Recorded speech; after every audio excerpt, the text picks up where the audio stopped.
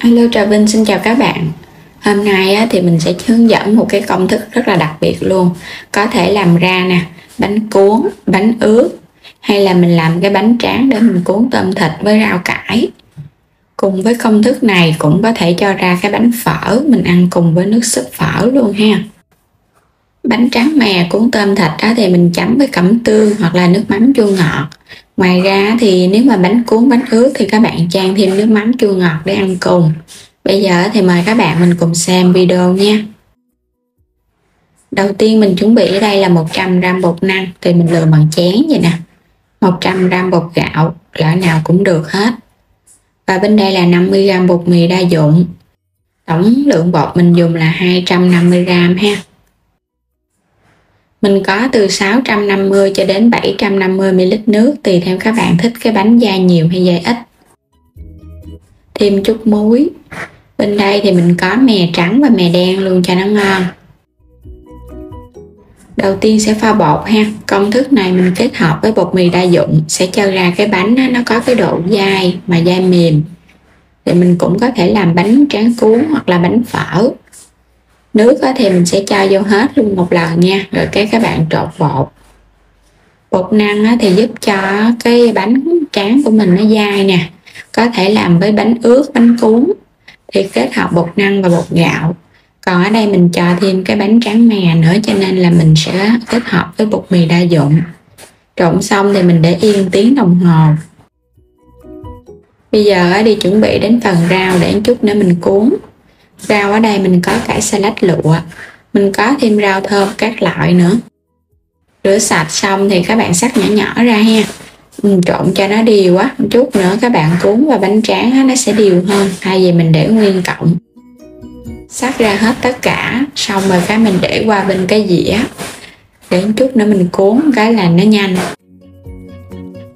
Có bắp cải tím ha, bóp muối sơ rồi cái mình ngâm giấm đường để chút ăn cùng cho nó ngon ha, chua chua ngọt ngọt. Thịt thì mình luộc cho nó chín, xong rồi cái mình xắt lát mỏng. Phần thịt này thì các bạn có thể dùng ba rọi hoặc là thịt đùi, tùy theo ý thích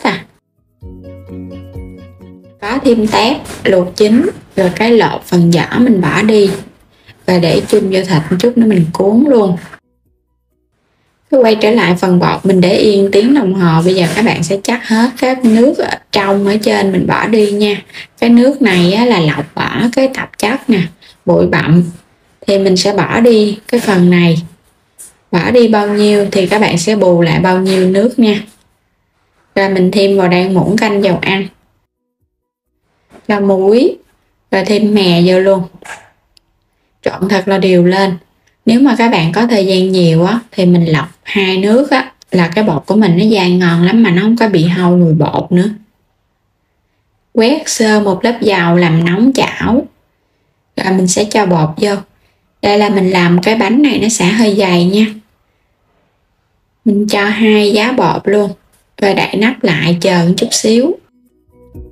Mình chờ một chút thì khoảng 1 phút Cái bánh đầu tiên thì cái hơi nước nó chưa có được nhiều ở trên cái nắp cho nên là cái bánh nó không có được bóng ngon. Rồi bây giờ mình sẽ dùng cái màng bọc úp vô trong cái sửng hấp vậy nè, các bạn úp nó ra dễ lắm.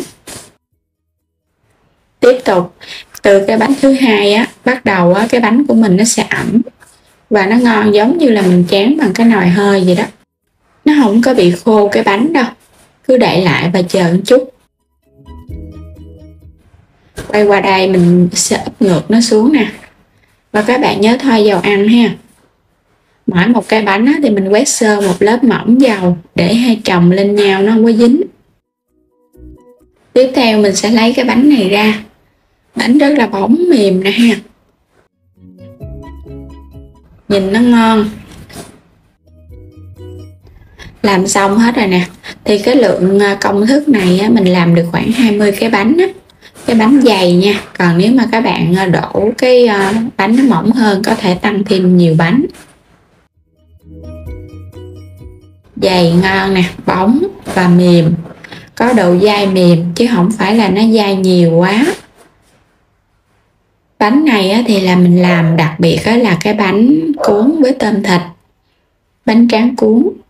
Còn nếu mà các bạn không có làm bánh tráng cuốn á, thì mình cứ để yên vậy, xắt ra lát mỏng mỏng để mình làm cái bánh ướt. Công thức này á thì mình làm chung cho tất cả các loại bánh luôn, bánh cuốn cũng được nè ha. Đây là thịt heo quay nè, mình có cho thêm ăn cùng. Các bạn không có thì khỏi cho, mình cho thịt luộc và tép cũng được ha. Mình có nhà có thịt quay cho nên cho vô luôn, cuốn chung vô ăn cho nó ngon. Nếu mà là bánh cuốn hay là bánh ướt thì các bạn xắt ra xong rồi cái mình xào như củ sắn với thịt á, rồi cho vô ăn cũng ngon luôn, giống y như là cái bánh ướt mà mình tráng chảo. Rồi cái mình làm cái bánh phở cũng ngon luôn ha. Cuốn xong thì mình để qua một bên.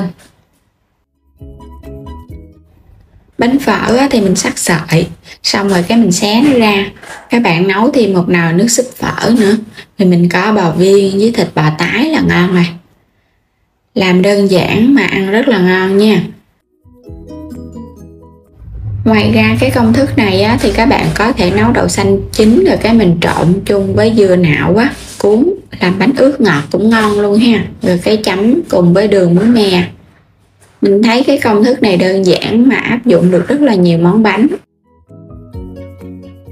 Thì á, ăn cùng cái bánh cuốn này mình có nước mắm chua ngọt, thêm một chút xíu đồ chua củ cải, nhà sẵn còn củ kiệu ngâm chua nè, cho nên cho vô ăn luôn. Bên đây á, thì mình có cẩm tương, cũng pha với chanh đường tỏi ớt, và thêm đậu phộng rang. Mình cho ra dĩa, ăn theo cái kiểu bánh ướt ha, cũng cho thịt lên rồi tép lên, xắt thêm một ít rau cải nhỏ nữa. Bên đây á, thì mình đã cuốn sẵn xong rồi nè. Cuốn xong vậy nè, khi ăn á, thì các bạn sẽ lấy á, mình chấm mình ăn thôi à, nó nhanh và nó tiện hơn. Rồi bây giờ mời các bạn cùng thử nha. Rất là ngon luôn á, phần bột á, thì nó dai dai mềm mềm, kết hợp với rau, chấm thêm cái cẩm tương nó chua chua ngọt ngọt nữa, hấp dẫn lắm. Mình ăn kiểu này á, không có bị ngán đâu mà no bụng nữa, mình khỏi cần ăn cơm. Bữa nào làm biến nấu cơm thì các bạn làm thử nha, nhanh lắm, không có gì lâu hết trơn á. Còn đây á, là cái bánh ướt thì các bạn làm sẵn ra dĩa vậy nè, khi nào ăn thì mình hãy chan nước mắm lên ha. Còn chưa ăn thì cứ để yên vậy, không có bị gì hết.